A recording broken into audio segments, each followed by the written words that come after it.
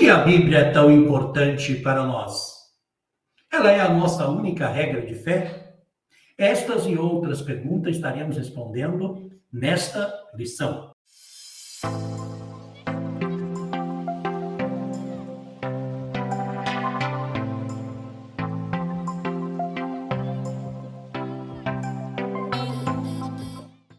A paz do Senhor. Eu sou o pastor Valcir. Estamos aqui para estudarmos esse trimestre, as lições bíblicas, a supremacia das Escrituras, a inspirada, inerrante, infalível palavra de Deus. Nós estamos iniciando esse trimestre e gostaríamos que você deixasse aí, se inscrevesse no canal e também deixasse aí o seu joinha, se gostei ou não gostei, e colocasse aí seus comentários para que possamos depois ler todos, eu me comprometo a ler todos eles e a responder. Então, hoje nós vamos estudar a lição de número 1, né? E eu quero que você participe juntamente conosco. Que Deus te abençoe grandemente e que esse estudo seja muito importante no seu preparo da sua lição no próximo domingo, dia 2 de janeiro de 2021. Vamos em frente, né? Para a gente continuar aqui com a nossa lição. Essa é a lição 2 de janeiro, a autoridade da Bíblia. Pastor Douglas, ao comentar essa lição, ele foi muito feliz nos comentários. E eu quero partilhar com você um pouquinho deste comentário desta lição. Então, vamos à nossa lição de hoje. O texto áureo da nossa lição vai dizer assim: bem-aventurado os que trilham caminhos retos e andam na lei do Senhor. Olha que interessante, Salmo 119, versículo 1. Então, Davi, ao escrever esse salmo, ele fala da importância de permanecer nos caminhos do Senhor e andar na lei do Senhor. Qual é essa lei? É a palavra de Deus. A nossa verdade prática diz: a Bíblia Sagrada é a autoridade final da nossa regra de fé e prática. Nossa regra de fé e prática. Olha que interessante, né? Que eu e você temos que saber, né? Porque quando a gente para analisar, a gente verifica a importância disso. A Bíblia Sagrada é a autoridade final da nossa regra de fé e prática. Não existe nenhum outro livro, nada que seja nossa regra de fé. É a Bíblia. Nossa leitura bíblica se encontra no Salmo 119, do verso 1 ao 8. Bem-aventurados que trilham caminhos retos e andam na lei do Senhor. Bem-aventurados que guardam os seus testemunhos e buscam de todo o coração. E não praticam iniquidade, mas andam em seus caminhos. Tu ordenaste os teus mandamentos para que diligentemente os observássemos. Tomara que os meus caminhos sejam dirigidos de maneira a poder eu observar os teus estatutos. Então não ficaria confundido, atentando eu para todos os teus mandamentos. Louvar-te-ei com retidão de coração, quando tiver aprendido os teus justos juízos. Observarei os teus estatutos, não me desampares totalmente. Então nós temos aqui agora a nossa introdução. E dentro da nossa introdução, é importante a gente lembrar uma coisa importante. O autor da nossa Bíblia é Deus. É por isso que ela é autoridade. Nós estamos falando do Criador do céu, o Criador da humanidade. Esse Criador é exatamente o autor da Bíblia. Porque a Bíblia, ela não começou na terra, ela começou no céu. Havia um propósito da parte de Deus em criar o homem, em dar a este homem algumas leis, algumas regras, para que esse homem pudesse andar de acordo com a vontade desse Deus. Então, a Bíblia, ela é um projeto de Deus para a nossa vida. A Bíblia, ela é a palavra de Deus escrita. Antigamente, os profetas ouviam audivelmente Deus falar com eles. Hoje nós temos a voz de Deus falando conosco através da palavra escrita, que é a palavra de Deus. Então, nós precisamos e devemos, entender que a palavra de Deus, ela é a nossa regra de fé. Então, ela é a autoridade. Nós devemos depender totalmente, exclusivamente do Altíssimo e não dos homens. Desse modo, além da Bíblia,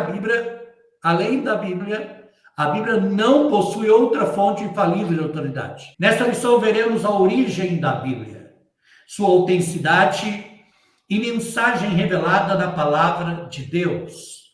A Bíblia não se preocupa em provar a existência de Deus. É interessante, às vezes as pessoas acham que a Bíblia vai se preocupar em provar a existência de Deus, e ela não se preocupa com isto. Ela não se preocupa em provar a Deus. Simplesmente ele vai aparecendo no decorrer do Gênesis, ele vai aparecendo com a criação e ele continua até Apocalipse. Tópico 1. A origem da Bíblia e a revelação divina. Glória a Deus por isto. Olha que interessante, a origem da Bíblia e a revelação divina. Esse é o nosso tópico 1 da nossa lição. Por isso que eu convido você para abrir a sua lição e juntos estudarmos a palavra de Deus. Aqui nós temos que Pedro, enfatizando isso, e eu gostaria de fazer a leitura lá em segunda carta de Pedro, capítulo 1, verso 20 e 21. Segunda carta de Pedro, que sempre que é carta nós falamos segunda carta de Pedro, capítulo 1, verso 20 e 21. Olha o que diz Pedro, Então nós estamos falando que Pedro, ele enfatiza os escritos sagrados que não têm origem nos homens, mas no próprio Deus. E ele vai dizer assim: sabendo primeiramente isto, que nenhuma profecia da Escritura é de particular interpretação. Então, não é o homem que interpretou a palavra de Deus. Não, de forma nenhuma. Quando a gente começa a analisar por esse ângulo, por esse lado, nós começamos a entender. E ele diz aqui, porque a profecia nunca foi produzida por vontade de homem algum, mas os homens santos de Deus falaram inspirados pelo Espírito Santo. Então, olha que interessante, Pedro falando sobre este assunto que é tão importante para mostrar a importância da palavra de Deus. Então, Pedro deixa claro para nós aqui, nesses versos que nós acabamos de ler, que nenhuma profecia da Escritura é de particular interpretação. Não, tudo foi inspirado, homens santos, homens que foram chamados por Deus, esses homens foram inspirados a escrever a palavra de Deus. E Paulo também vai corroborar lá em 2 Timóteo capítulo 2, 2 Timóteo capítulo 2, versículo 2 Timóteo capítulo 3, melhor dizendo, verso 16, toda a escritura é divinamente inspirada e proveitosa para ensinar, para redarguir, para corrigir e para instruir em justiça. Do que ele está falando aqui? Toda a escritura é divinamente inspirada e proveitosa para ensinar, para redarguir, permitir que você questione, para corrigir os nossos erros e para instruir em justiça.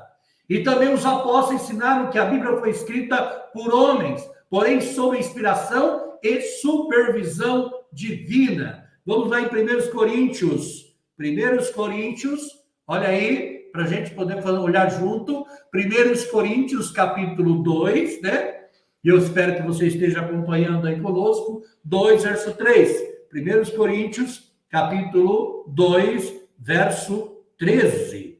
Diz assim: os quais também falamos, não com palavras de sabedoria humana, mas com que o Espírito Santo ensina, comparando as coisas espirituais com as espirituais. Ora, o homem natural não compreende as coisas do Espírito de Deus, porque lhes parece loucura, e não pode entendê-las, porque elas se discernem espiritualmente. Olha que interessante, quando nós paramos para meditar nessas palavras ditas aqui por Paulo à igreja. Então, nós sabemos que a Escritura é a revelação que Deus fez de si mesmo. Como é que eu vou me mostrar ao homem? Através das Escrituras, através da palavra de Deus. Então, a Bíblia, ela tem a sua origem, né? Ela tem a sua origem em Deus. A Bíblia é portadora de autoridade e por isso constitui-se única regra de fé e prática para a vida e o caráter cristão. E eu quero aqui dar um tempinho para falar com você. Nós estamos vivendo momentos muito difíceis, muito complicados, onde as pessoas estão questionando a palavra de Deus. Elas estão esquecendo da importância da palavra de Deus para a nossa vida. E como cristão, como servo de Deus, nós temos que ter uma paixão muito ardente em nosso coração pela palavra de Deus. Ter o prazer de lê-la, de estudá-la todos os dias. Porque ela tem poder para falar conosco e ela fala profundamente ao nosso coração.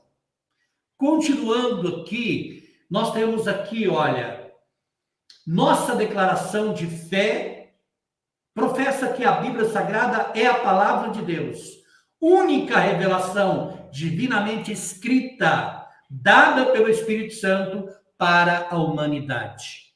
Então, se ela foi dada para a humanidade, cabe a mim e a você levar esta palavra para outras pessoas, mostrar para elas que não é o livro dos escritores mais famosos que nós temos nos nossos dias, não é a televisão mais famosa, não é o filme mais famoso, não é o homem mais rico, não. É a palavra de Deus, a única, humilde, simples palavra de Deus. Deus deixou ela para nós e para a humanidade. E nós, como servos de Deus, temos que levar para outras pessoas e mostrar para elas que a palavra de Deus é a única revelação divinamente escrita, dada pelo Espírito Santo para a humanidade. A humanidade só vai poder ser salva se ela ouvir a palavra de Deus. Como ela vai ouvir se não há quem pregue? Então, eu e você temos esta missão de levar a palavra. Quando nós falamos da palavra de Deus, nós falamos de uma revelação geral. O que é essa revelação geral? Deus, ele se faz conhecer por toda parte, por meio da história, por meio do universo, por meio da natureza humana. Deus, ele se faz conhecer. Na história, nós vamos perceber a soberania, ele controla, né? Ele controla o curso dos acontecimentos e ele estabelece governos. Quando a gente vê lá Daniel, na sua visão que ele tem daquela grande estátua, né? E ele vê ali vários reinos ali Quem é que está no controle de cada um desse reino? Ele vai dizer a Nabucodonosor, olha, você é a cabeça, mas depois de você vai vir outros reinos, que o nosso Deus vai tirar e vai colocar outras pessoas. Então, quem é que está no controle de todos os reinos, de toda a história? É Deus. Deus se encontra no controle de toda a história da humanidade. Tá? Daniel 2, capítulo 21, vai dizer assim, olha, Daniel 2, capítulo 21, diz dessa maneira, 2, verso 21, capítulo 2, verso 21, diz assim, e ele muda os tempos e as estações, ele remove os reis, ele estabelece os reis, ele dá sabedoria ao sábio e conhecimento aos entendidos. Quem é que faz isso? Deus faz isto. Deus é que está no controle disso. Olha o que ele diz lá em 4:25, Daniel. Esta é a interpretação, ó rei, e este é o decreto do Altíssimo que virá sobre o rei, meu senhor, será tirado dentre os homens, e a tua morada será com os animais do campo, e te farão comer erva como bois, e será molhado do orvalho do céu, passar-se-ão 7 tempos por cima de ti, até que conheça que o Altíssimo tem domínio sobre o reino dos homens, e o dá a quem quer. Quem é que está no controle disso? Deus está no controle de tudo isso. Ele se manifesta também no universo, seu poder está aí, com todas as coisas que foram criadas. O céu é uma demonstração do grande Deus que nós cremos. A quantidade de galáxias, a quantidade de sóis que nós temos aí, que o ser humano não consegue entender, não consegue vasculhar. Agora, depois de milhares e milhares de anos, eles estão construindo equipamentos para dar uma pequena volta, um pequeno espaço do céu e tentando conhecer um pedacinho desse grande universo. Esse grande universo demonstra o tamanho do nosso Deus. O mar, há lugares profundos do mar que o ser humano ainda não conseguiu chegar lá. Não tem equipamentos para chegar a tal profundeza, porque os equipamentos se destroem. Então nós estamos vendo isto que é no céu, na terra, no mar, em todos os lugares. A terra, a fauna, a flora, há tantos mistérios que ainda não foram descobertos, tudo isso manifesta a glória de Deus. Olha o que diz o salmista, lá no Salmo 19, do verso 1 ao 4, faço questão de ler, Salmo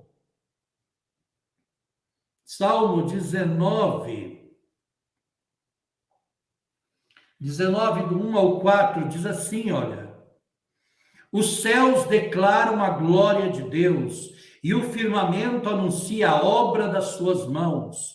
Um dia faz declaração a outro dia, e uma noite mostra sabedoria a outra noite. Não há linguagem nem fala onde não se ouça a sua voz.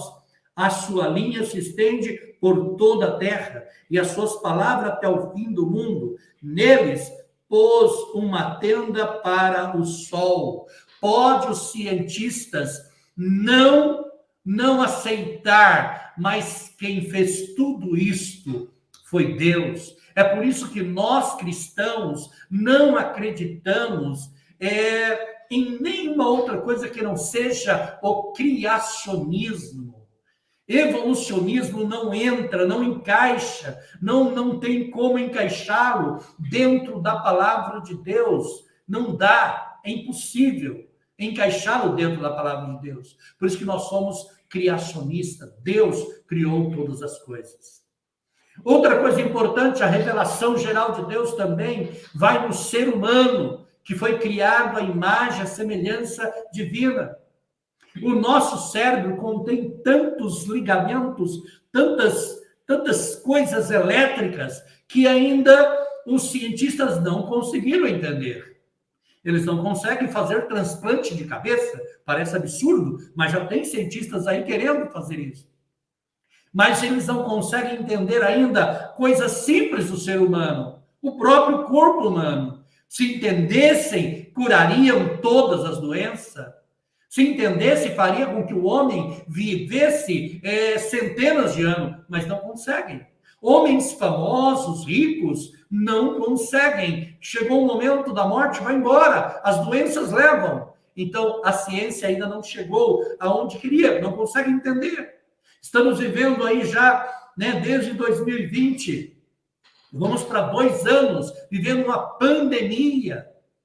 Coronavírus, várias versões desse coronavírus, E a humanidade está aí tentando com vacinas, primeira dose, segunda dose, terceira dose, vacina para a gripe, desesperado para tentar evitar que milhares e milhares de pessoas venham falecer, mas é a prova de que o homem não consegue entender, os cientistas, o próprio homem. Então, a natureza moral da humanidade, embora de maneira inadequada, por causa do pecado, revela o caráter moral de Deus. Se a gente parar para pensar, o ser humano normal, quando eu falo normal, é uma pessoa que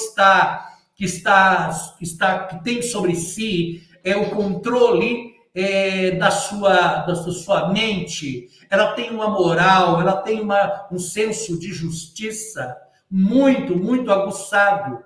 E esse senso de justiça, esse senso de defender o que é do outro, de respeitar o outro, isso é característica de Deus. Então, quando nós paramos para analisar a revelação de Deus, ele está na história, ele está no universo e ele está também no próprio ser humano. Glória a Deus por isso. Além disso, nós temos uma revelação especial, É quando eu e você aceitamos a Jesus como Salvador e passamos a conhecer um pouco mais a respeito de Deus. Essa revelação tão maravilhosa que nos faz ter um respeito para com Deus muito grande, de nos dedicarmos à leitura, à consagração, ao jejum, à pregação da palavra, ao ajudar outras pessoas. Isso faz parte exatamente dessa revelação especial. Então eu e você precisamos ter essa revelação especial. Olha o que vai dizer Paulo, lá em Colossenses, capítulo 1, do 9 ao 14. Colossenses, vamos aqui. Colossenses, capítulo 1, verso 9, ele diz assim: por esta razão, nós também, desde o dia em que ouvimos, não cessamos de orar por vós e de pedir que sejais cheios de conhecimento da sua vontade, em toda sabedoria e inteligência espiritual, para que possais andar dignamente diante do Senhor, agradando-lhe em tudo, frutificando em toda boa obra e crescendo no conhecimento de Deus, corroborados em toda fortaleza, segundo a força da sua glória, em toda paciência e longanimidade, dando graças ao Pai, que nos fez idôneo para participar da herança dos santos na luz, o qual nos tirou da potestade das trevas e nos transportou para o reino do Filho do seu amor, em quem temos a redenção pelo seu sangue, a saber, a remissão dos pecados. Então, essa revelação especial, quando eu e você aceitamos a Jesus como Salvador, ela faz toda a diferença na nossa vida. Ela faz toda a diferença na nossa vida.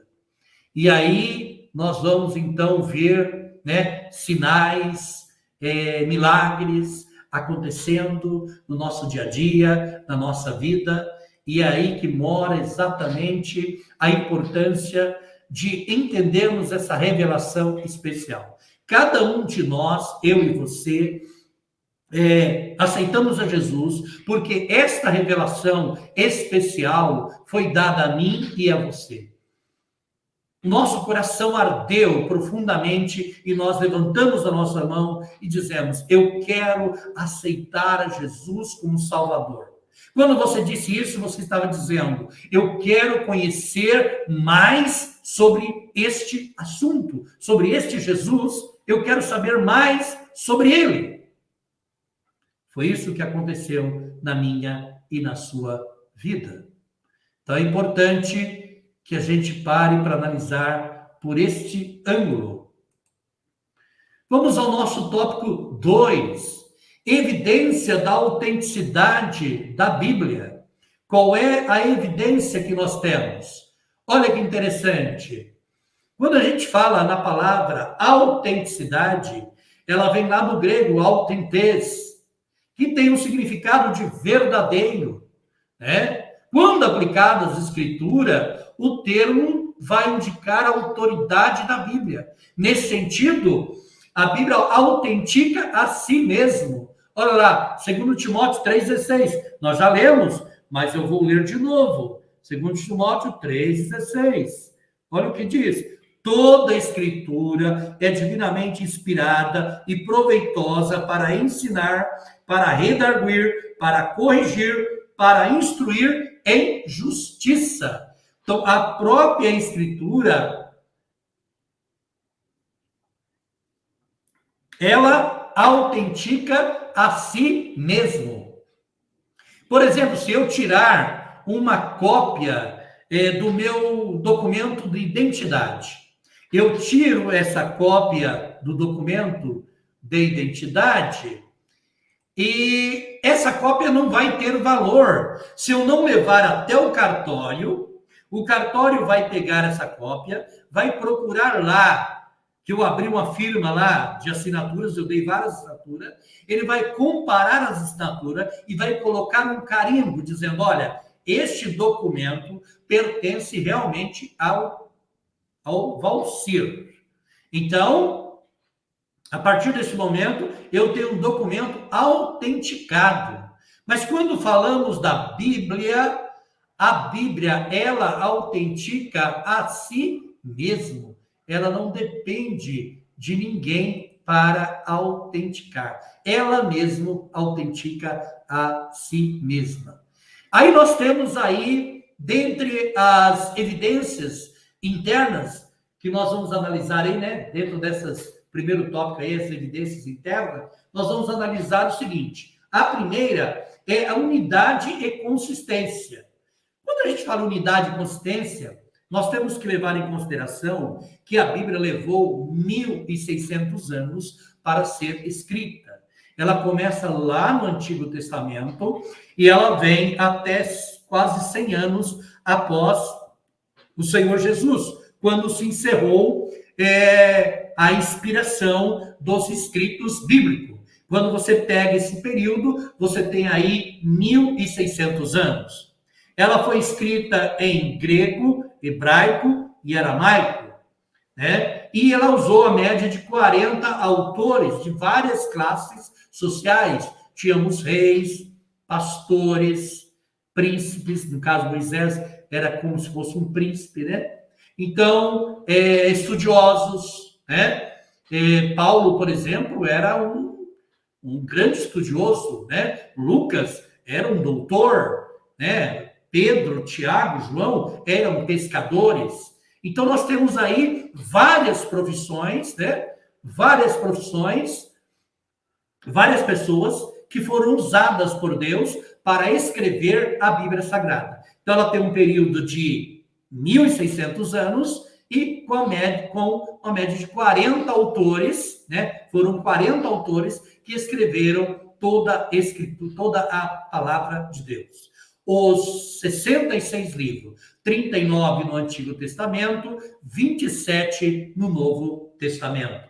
Então, o conteúdo ele é consistente e eles se harmonizam, né? Formando aí um todo, sem qualquer contradição. Vamos ver o que o salmista diz aqui, Salmo 18, olha. Salmo 18, versículo 30. Vamos ver o que ele diz aqui, olha.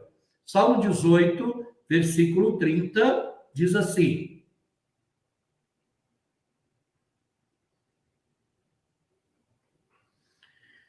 O caminho de Deus é perfeito, a palavra do Senhor é provada, é um escudo para todos que nele confiam. Aí nós temos o 33:4, olha.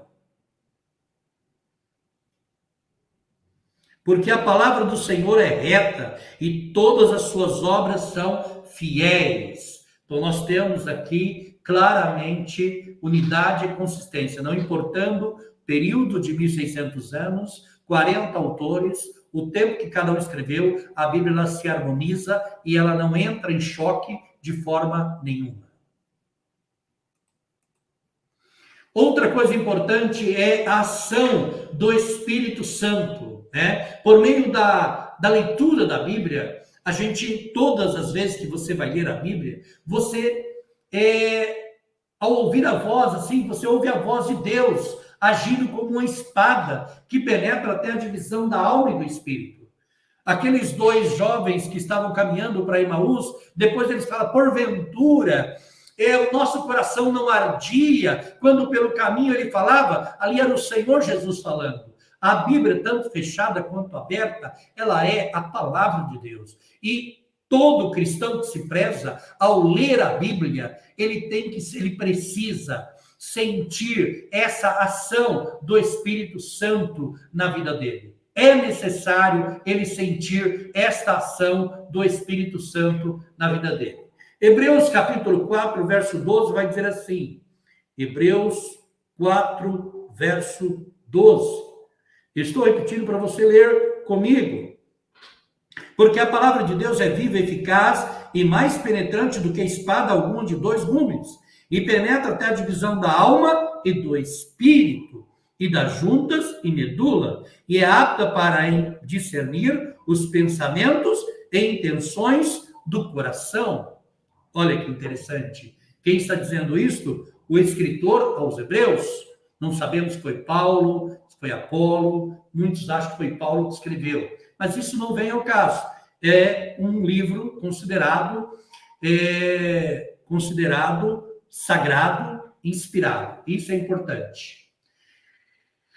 Também nós temos as profecias, né? Então, subtópico C, profecias de evento.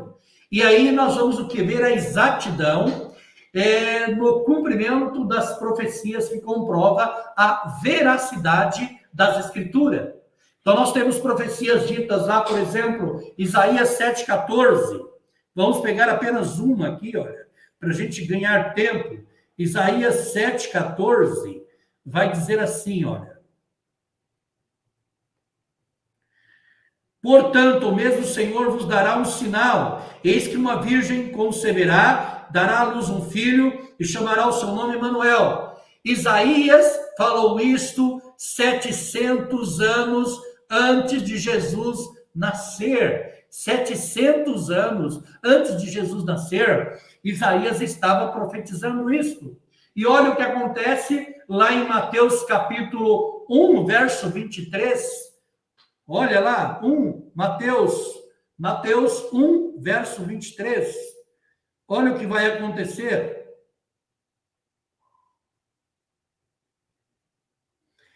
E eis que a virgem conceberá e dará à luz um filho, chamar seu nome Emanuel, que traduzido é Deus conosco. Então, o que foi profetizado há 700 anos atrás, fielmente estava se cumprindo. Isso prova para mim e para você o quanto as profecias bíblicas, elas se cumprem. Nós temos outros casos aí, né? O local da sepultura, sua morte na cruz, sua ressurreição, tudo prova. E essas foram apenas algumas citadas aqui, mas são várias as provas da Bíblia que vai mostrar para mim e para você o quanto a Bíblia se cumpre no dia a dia. Então não foi o homem, foi o próprio Deus quem fez tudo isso. Seguindo em frente, evidências externas também, né? Nós temos que levar em consideração quando ocorre alguma descoberta arqueológica, nós temos aí vários momentos em que os pesquisadores, os estudiosos dessa área, né?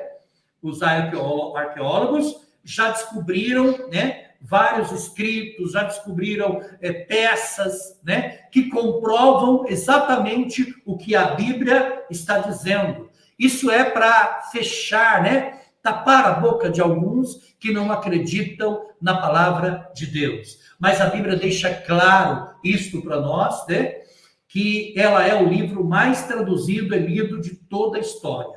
Então, quando você começa a analisar algumas descobertas arqueológicas, pressupostos da ciência, apontam para a autenticidade da palavra de Deus. Isso não tem como você questionar. São várias. Pequena pesquisa que você fizer, você já vai chegar a esse ponto. Chegamos, então, ao tópico terceiro dessa nossa lição, a mensagem da Bíblia. Segue comigo, por gentileza. Nós temos aqui, então, a expressão latina sola scriptura, né? Que confirma que somente a Bíblia é regra infalível e autoridade final em matéria de fé e prática. As Assembleias de Deus, ela tem um livro, né? Publicado pela CPAD, onde ela tem ali a nossa regra de fé. E dentro da nossa regra de fé, nós falamos sobre exatamente que a Bíblia é nossa regra infalível, né? E a autoridade final em matéria de fé e prática. Tudo que nós comentamos, tudo que nós falamos, está de acordo com a palavra de Deus.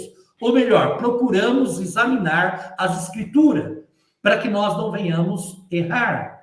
Porque Jesus disse, vós errais por não conhecer as Escrituras.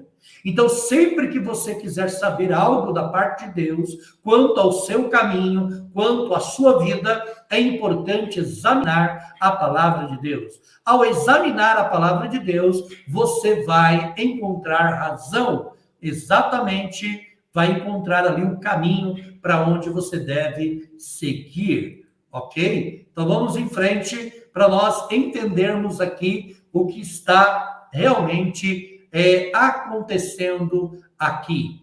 Olha que interessante para nós aqui nesse texto que está dizendo, tá? O conhecimento é essencial e indispensável à nossa comunhão com Deus e com o nosso próximo. Assim sendo, não necessitamos de uma nova revelação extraordinária para a nossa salvação e o nosso crescimento espiritual. Significa que todas as doutrinas necessárias para a salvação já nos foram transmitidas pela Escritura e que nenhuma tradição humana pode acrescer ou retirar coisas alguma, né? Nós vamos ver lá em Apocalipse que não pode acrescentar nem tirar nada.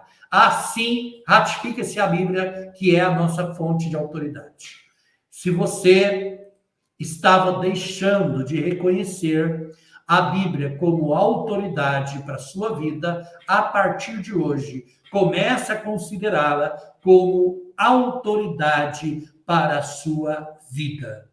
Então, se ela é a nossa única regra de fé, ela tem que estar ao nosso lado, junto conosco, todos os dias. E hoje, em pleno século XXI, nós temos os celulares, onde nós podemos ter aqui várias Bíblias. E podemos fazer várias pesquisas também, através da internet. Então, nós temos hoje um acesso muito bom à palavra de Deus. Outro subtópico nosso 2, o poder da palavra de Deus. E quando nós falamos sobre o poder da palavra de Deus, olha que interessante, o seu poder se assemelha a fogo que consome e purifica, bem como ao martelo que despedaça a penha. Então, as qualidades do fogo e do martelo indica que não pode impedir o cumprimento da palavra de Deus. O seu poder também é capaz de derrubar fortalezas espirituais que fazem oposição ao conhecimento divino. Vamos ver o que Paulo escreveu em 2 Coríntios. 2 Coríntios, capítulo 2, versículo 10. O capítulo, 2 Coríntios, capítulo 10.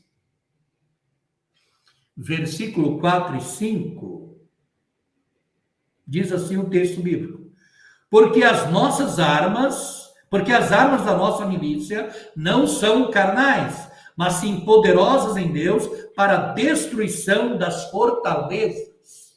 Olha que interessante. Destruindo os conselhos e toda altivez que se levanta contra o conhecimento de Deus, e levando cativo todo o entendimento à obediência de Cristo. Aleluia. Então, a palavra de Deus, ela tem poder, tal qual uma espada, né? Para penetrar o mais íntimo do ser humano, julgar os pensamentos, intenções do coração. Então, quando tentado no deserto, o próprio Cristo derrotou Satanás usando o poder da palavra. Ele venceu as sugestões do diabo ao fazer citações das Escrituras. Então, quando naquela grande batalha, que a gente chama de uma batalha épica lá no deserto, quando Jesus é levado ao deserto, nós vamos ver ali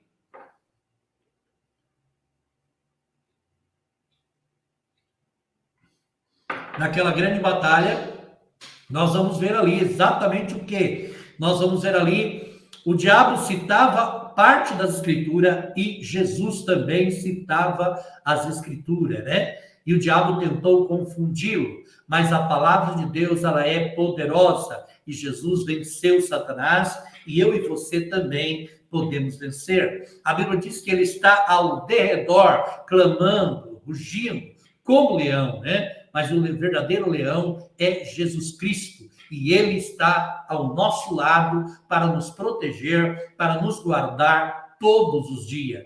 Então, olhe para a palavra, leia, estude, tenha prazer em ler a palavra de Deus, e ela fará uma poderosa obra na sua vida. Ela vai destruir toda obra maléfica que estiver na sua vida, através da leitura e meditação da palavra de Deus. Todo pecado será destruído, todo pensamento mal será extirpado da sua mente. Ocupa a tua mente, tudo que é bom, tudo que é honesto, tudo que tem de boa fama, ocupa a tua mente. Não deixa a tua mente vazia. Hoje tem várias coisas aí que o inimigo está criando para ocupar a nossa mente. Novelas, filmes, jogos, enfim, são centenas de entretenimentos que o inimigo está criando. Mas o cristão sabe que o verdadeiro entretenimento dele é a leitura da palavra de Deus. Ele sabe o poder da palavra de Deus para a sua vida. Então, por favor, entre no teu quarto, fecha a tua porta, fale em segredo, leia a palavra, e Deus com certeza vai falar poderosamente ao seu coração. Continuando, terceiro subtópico diz: o propósito da Bíblia. Qual é o propósito da Bíblia? A mensagem é clara e objetiva, é entendível, completa, é amorosa, mas o alvo principal é a persuasão do Espírito Santo para nos levar à redenção em Cristo Jesus. Para que a Bíblia veio? Para convencer cada ser humano a aceitar a Jesus como Salvador. A Bíblia tem esta visão, esta meta. Mas eu e você devemos levar esta palavra. Ou ela pode ir através de louvor, através de uma pregação no Facebook, no YouTube, no Instagram, no Twitter, enfim, todas as redes sociais que você puder, com seriedade, levar a palavra de Deus. Você está permitindo que a palavra adentre ao coração das pessoas. Então, quando a gente analisa dessa forma, nós vamos entender que dentro da palavra de Deus tem tudo que nós precisamos. Voltando aqui, olha que interessante, quando a gente para analisar, por esse ângulo aqui. Olha, diz assim, olha, João 16, verso 8, diz assim, e eu quero que você compartilhe comigo, João 16, verso 8, diz assim, João, capítulo 16, verso 8. E quando ele vier, convencerá o mundo do pecado, da justiça e do juízo. Tá? Quem é? Quem é isso? Está falando de Jesus? Jesus veio, nasceu, morreu, foi para o céu, mas deixou a sua palavra. E esta palavra, ela tem esse poder de convencer as pessoas, convencer o ser humano a mudar, né? Convencer o ser humano a mudar de comportamento. João 1, verso 1 ao 4, vamos lá. João, capítulo, primeira carta de João, capítulo 1, diz assim, ó, o que era desde o princípio, o que ouvimos, o que vimos com os nossos olhos, o que temos contemplado, e as nossas mãos tocaram a palavra da vida, porque a vida foi manifestada e nós a vimos e testificamos dela. E vos anunciamos a vida eterna que estava com o Pai e nos foi manifestada. Olha aí, ele vai continuando. O que vimos e ouvimos, isso vos anunciamos, para que também tenhais comunhão conosco. E a nossa comunhão é com o Pai e com o seu Filho Jesus Cristo. Essas coisas vos escrevemos para que o vosso gozo se cumpra. Então, eu e você precisamos levar a palavra de Deus, precisamos mostrar a importância da palavra de Deus, o propósito da palavra de Deus. O propósito da palavra de Deus não é enriquecer o pastor X, o pastor Y, não é tornar famoso algumas pessoas, não. O propósito da palavra de Deus é persuadir, é usar a persuasão do Espírito Santo para levar as pessoas à redenção em Jesus Cristo. Isso é importante. Então, dessa forma, o compromisso inegociável da igreja deve ser de fidelidade e propagação da mensagem bíblica para salvação e libertação dos pecadores. Vamos ver aqui 1 Timóteo, capítulo 1 e 15. 1 Timóteo 1, verso 15. Sempre é importante você ler comigo. Esta é a palavra fiel, digna de toda citação, que Cristo Jesus veio ao mundo para salvar os pecadores, das quais eu sou o principal. Olha que interessante quando a gente analisa por este ângulo. É importante que você possa, junto comigo, fazer o estudo dessa lição no dia de hoje. Vamos em frente aqui. Conclusão. Este momento é um momento muito especial que eu gostaria da sua atenção. Por quê? Porque para que você possa realmente dizer, olha, eu entendi, eu compreendi realmente o que está dizendo aqui as Escrituras, a lição de hoje. Primeiro, a Bíblia, a Escritura, a palavra de Deus, ela tem origem divina. Ela começou no céu. Homens santos foram inspirados. Por quem? Pelo Espírito Santo. Então, ela veio do céu. Ela faz parte de um propósito de Deus para a minha e para a sua vida. Primeiro ponto. Segundo, Deus se deu a conhecer por meio da história, do universo, da humanidade, de Cristo e das Escrituras. Então, a humanidade pode conhecer a Deus através de vários meios, mas o principal é a Escritura. A fauna, a flora, a história, a humanidade, o universo vai demonstrar obras de suas mãos. Terceiro ponto, a autenticidade da Bíblia é confirmada por evidências internas e externas, que nós já estudamos aqui. Ok? A palavra de Deus é a nossa autoridade final de fé e prática. Não temos nenhum outro livro, por mais famoso que seja o escritor, O único livro que nós temos é a palavra de Deus. Quinto, o autor da Bíblia é Deus. Não existe outro. Seu real intérprete é o Espírito Santo. E seu tema central é o Senhor Jesus Cristo. Que Deus te abençoe grandemente. Se você gostou dessa aula, se ela foi boa para o seu estudo, para ajudar você a preparar a sua aula junto aos seus alunos no domingo, eu quero que Deus continue te abençoando. Então você se inscreva aqui embaixo, tem que inscrever, se inscreva aí no nosso canal, Adende Online, deixa aí o seu comentário, deixa aí o seu joinha, para que o YouTube possa te avisar quando nós colocarmos outros vídeos aí, e nós estamos nos comprometendo a estarmos aí, né, toda semana, estamos acertando exatamente o dia que nós vamos deixar disponível. Nessa semana vai entrar hoje, quinta-feira, mas nós vamos deixar esse vídeo disponível aí toda semana para que você possa ser ajudado e possa, de alguma forma, contribuir um pouquinho com o seu preparo da Escola Bíblica Dominical. Que Deus te abençoe, em nome de Jesus.